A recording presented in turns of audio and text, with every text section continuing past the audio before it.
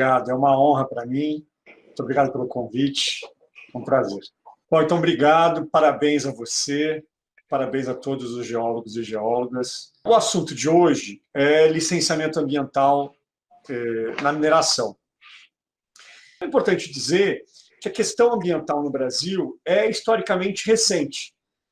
Nós discutimos direito ambiental no Brasil desde a década de 70. A primeira lei brasileira que tratou da questão ambiental em nível nacional é a 6938 de 81, que estabeleceu a Política Nacional do Meio Ambiente. Ela continua em vigor. O processo de licenciamento, o objetivo principal é permitir ao órgão ambiental que conheça dos impactos, possa avaliar as medidas que foram traçadas para mitigar, para reduzir esses impactos, para controlar esses impactos, para compensar esses impactos.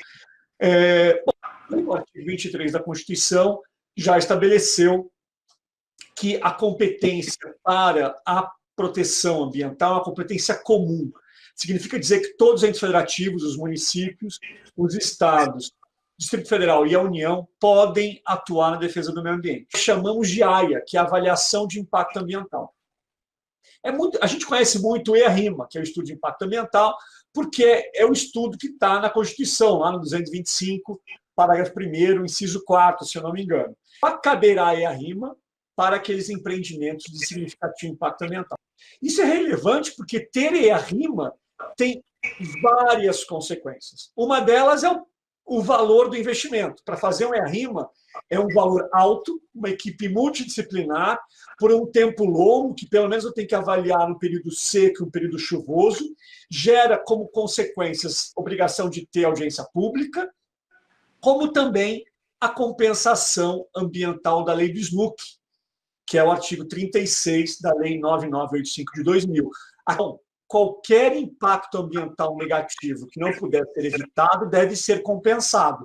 Mas, além desta compensação de todo o impacto gerado, eu devo, para aqueles empreendimentos significativos de impacto ambiental, eu devo pagar a compensação ambiental da lei do SNUC.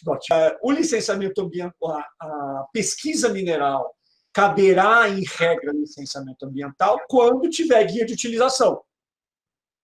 Ou, pela sua natureza, gerar impacto ambiental. Temos, basicamente, 3 tipos de licença, que é a licença prévia, licença de instalação e licença de operação. A licença prévia identifica que aquele empreendimento é ambientalmente viável e aprova a sua localização. A de instalação autoriza o início da implantação e de operação aprova o início da operação. De fato, existe a Declaração de Direitos da Liberdade Econômica. De fato, a declaração se aplica para vários ramos do direito, entre eles a proteção ambiental, lá no seu artigo 1º. De fato, o artigo 3º da Declaração de Direitos da Liberdade Econômica estabelece que são direitos das pessoas físicas e jurídicas para ato de liberação da atividade econômica, e por ato de liberação da atividade econômica eu tenho que entender, porque é isso que estabelece a lei, qualquer ato, então, outorga, autorização, licença, uma infinidade de atos que sujeitam ou que liberam o exercício da atividade econômica. Diz que, no exercício de um pedido de autorização para atividade econômica, o cidadão, pessoa física ou a pessoa jurídica, munido de todos os documentos, pode ir ao balcão do estabelecimento, entre ele do órgão ambiental, e receber um prazo para esse ato de liberação, após o qual, transcorrido esse prazo sem que haja essa autorização, tê-la como tácita. Só que o próprio dispositivo do artigo 3º, se não me engano, é o inciso 9º, diz que não vale quando a lei expressamente vedar. E a lei fez isso no artigo 14 da Lei Complementar 140 de 2011. Ou seja, não há licença ambiental tácita. Bom, mas e os outros atos de liberação, como autorização de supressão vegetal, outorga de captação de água ou intervenção em recursos hídricos, ou autorização do conselho, da unidade gestor da unidade de conservação, do órgão gestor da unidade de conservação, bom, para esses casos existe uma dúvida. Foi promulgada uma medida provisória que incluiu o parágrafo 12 ao artigo 3º da Declaração de Direito à Liberdade Econômica, que diz que aqueles casos de significativo impacto ambiental, assim definidos pelo órgão ambiental, não estarão sujeitos à autorização tácita. Bom, que desafios existem na implantação de empreendimentos minerários? São inúmeros. A começar pelas áreas sensíveis.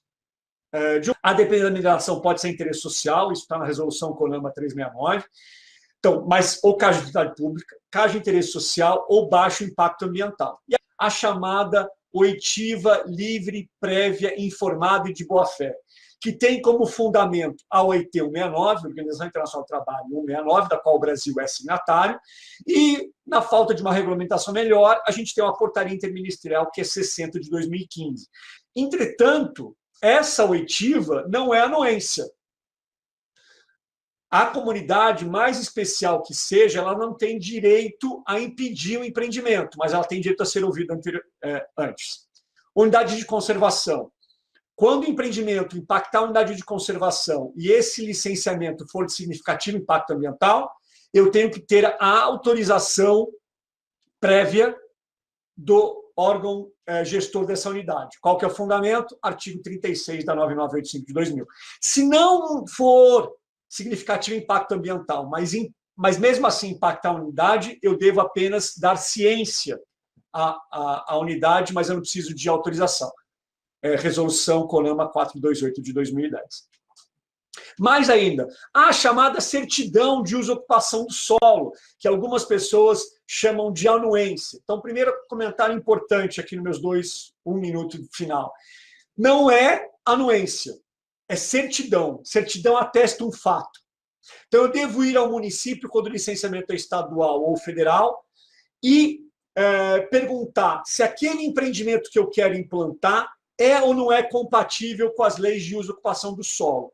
O artigo 3º, que eu mencionei, da Declaração de Direitos da Liberdade Econômica, estabelece que não será obrigado o empreendedor a apresentar uma certidão quando não tiver fundamento em lei como condição para a liberação da atividade econômica.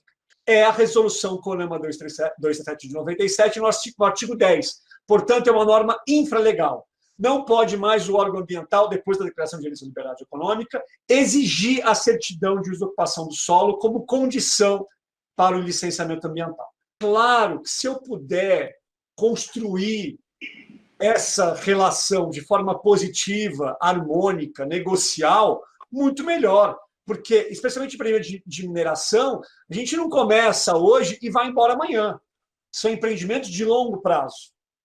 No Brasil, como vocês sabem, existe a chamada dualidade de bens. Ou seja, eu tenho os bens minerais que são da União, por força do que estabelece o artigo 20 da Constituição, mas a superfície ela é do proprietário. O proprietário da terra não é dono dos bens minerais. Isso já foi o mesmo dono em constituições passadas, mas há muito, e inclusive na Constituição atual, que é de 88, existe essa separação entre quem é dono da terra e quem é dono dos bens minerais. Ainda que complexa. Nós temos inúmeros conflitos. E o conflito começa porque falta ao país um zoneamento ecológico, econômico, efetivo e nacional. Quando a Constituição estabeleceu, no 225, parágrafo 1º, inciso 3º, que qualquer unidade da federação pode criar espaços especialmente protegidos, ele o fez sem compatibilizar essa possibilidade com outros diplomas, inclusive da Constituição. Então, a competência para legislar em matéria de jazidas em minas, portanto, de mineração, é uma competência privativa da União, estabelece o artigo 22 da Constituição. Ou seja, só a União, só a lei federal pode regulamentar mineração.